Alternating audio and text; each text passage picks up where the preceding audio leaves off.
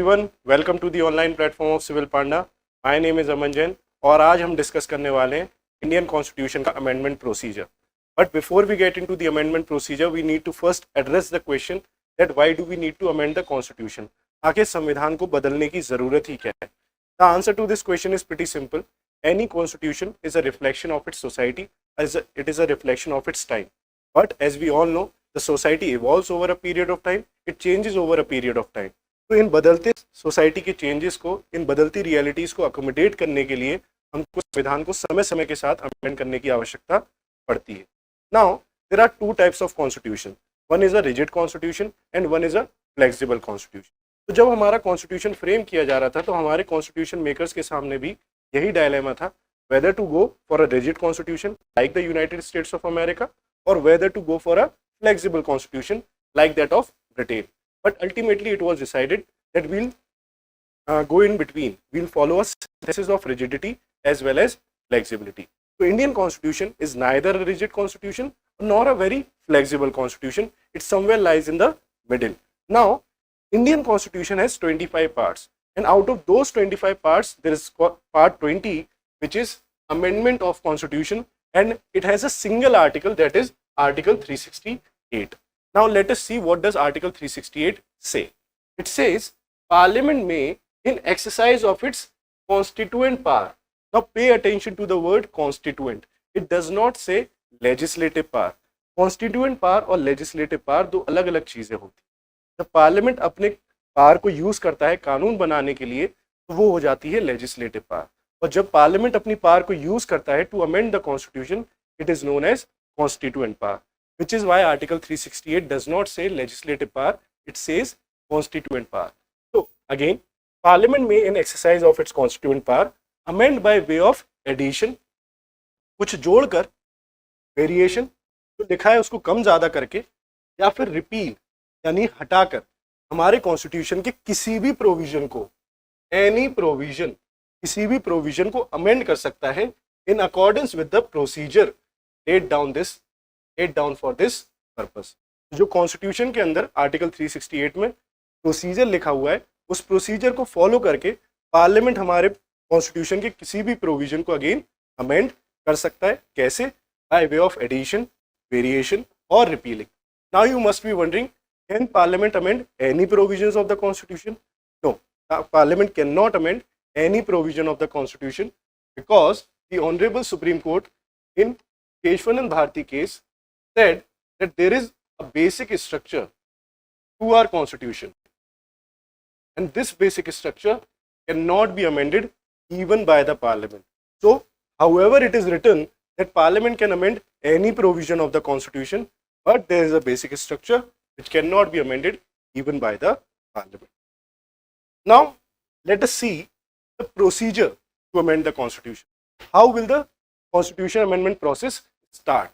Now this constitution amendment procedure, it can only start in the houses of parliament. It cannot start in the state legislature. As we all know, we have a federal system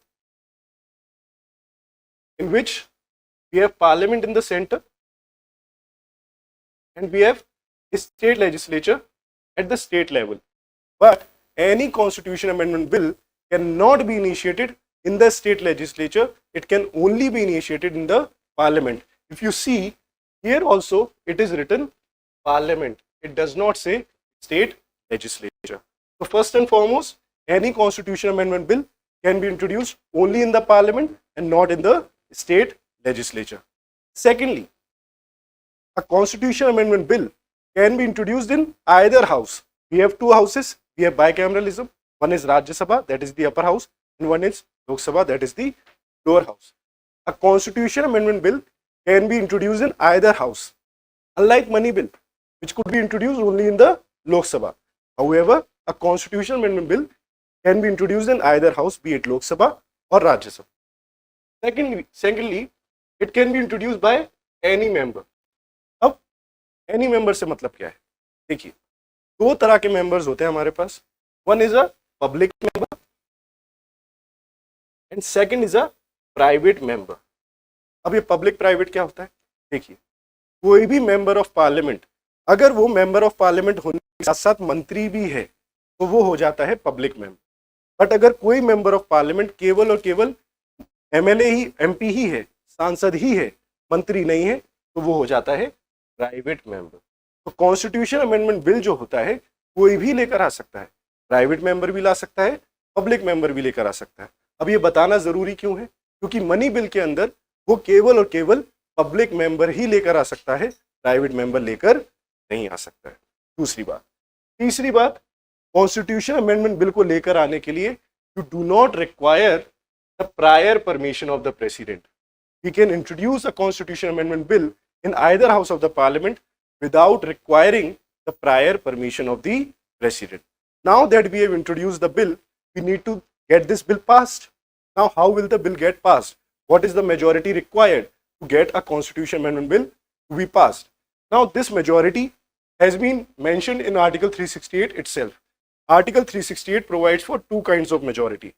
Here we will discuss the first kind of majority, that is special majority type 1. अब special majority type 1 क्या बोलता है, ध्यान से समझिए। It needs to be pass by special majority, that is majority of total membership of the house.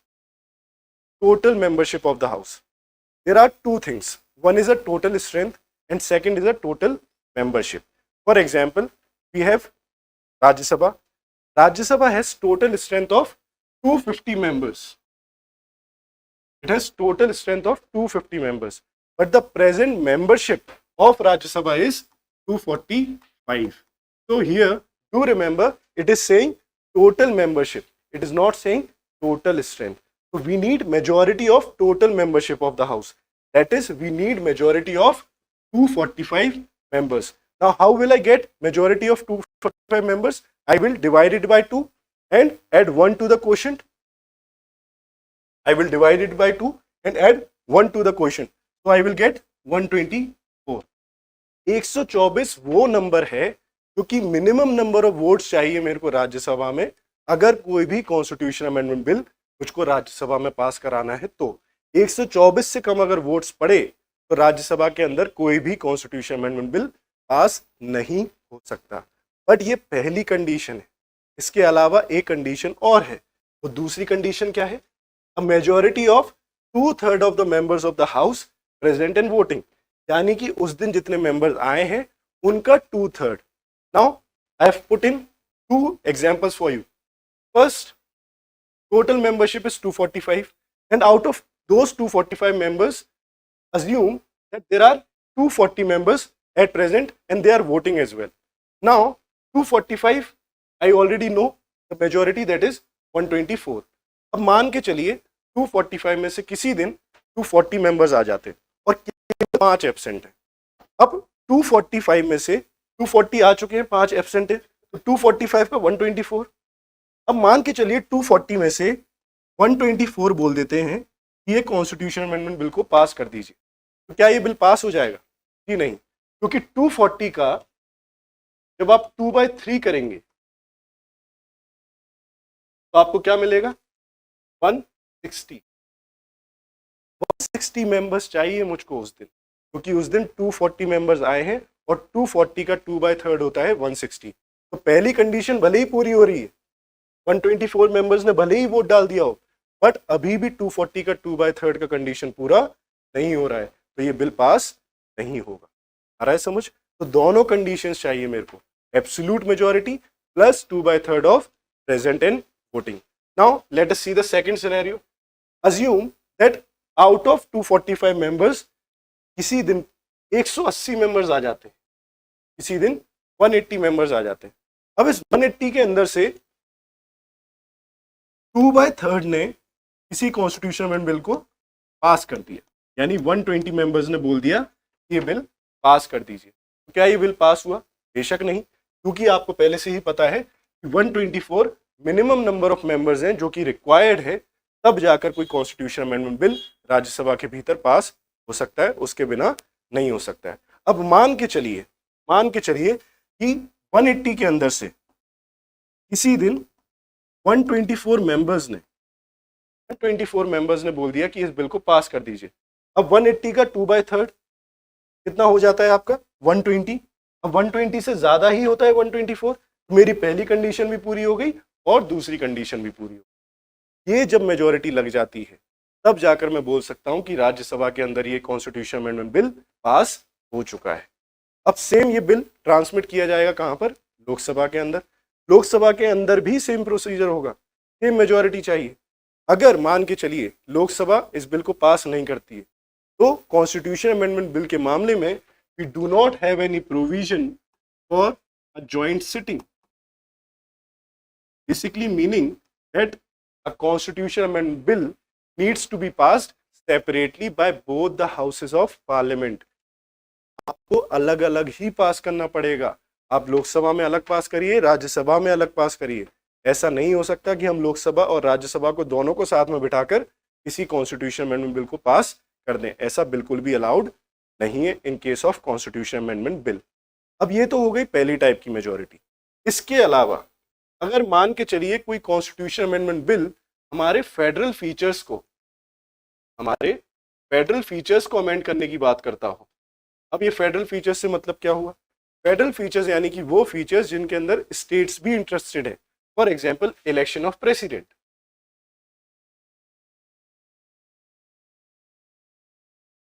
या फिर GST council. ये सब वो चीजें हैं जिनके अंदर स्टेट्स भी इंटरेस्टेड है।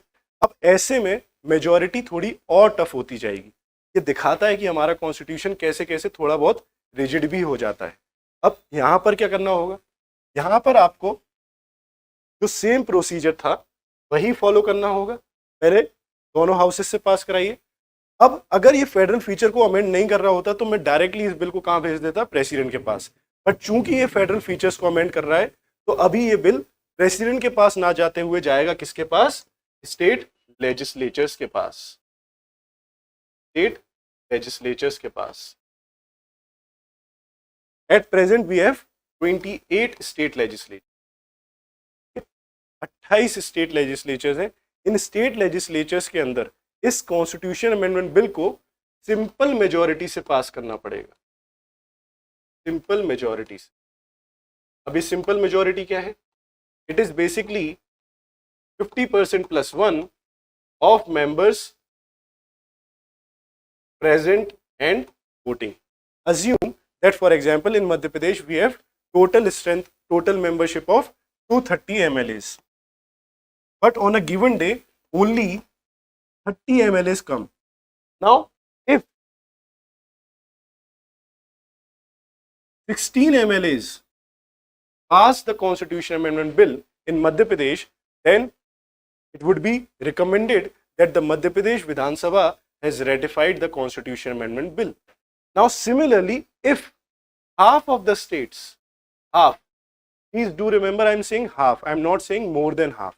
So if out of 28 states, if 14 state legislatures pass the constitution amendment bill with simple majority, then I would say the legislative procedure for the constitution amendment bill is now completed. Now the constitution amendment bill will be now presented to the president. अब इस bill के साथ president क्या कर सकता है? President इस bill के साथ ज्यादा कुछ नहीं कर सकता है सिवाय assent देने के। The president has to give the assent to the constitution amendment bill. He does not have any veto power in respect of a constitution amendment bill. Before 24th constitution amendment bill, he had veto powers, but after 24th constitution amendment bill, it has been made obligatory on the president to give assent to the constitution amendment bill. Now after the president has given his assent to the constitution amendment bill, it becomes a constitutional amendment act, and that part of the constitution now stands amended. This is the procedure which has been given in Article 368 to amend our constitution. I hope you enjoyed the video. Please do share the channel, do share the video, like the video, subscribe to our channel. Until then, Jai Hind, Jai Bharat.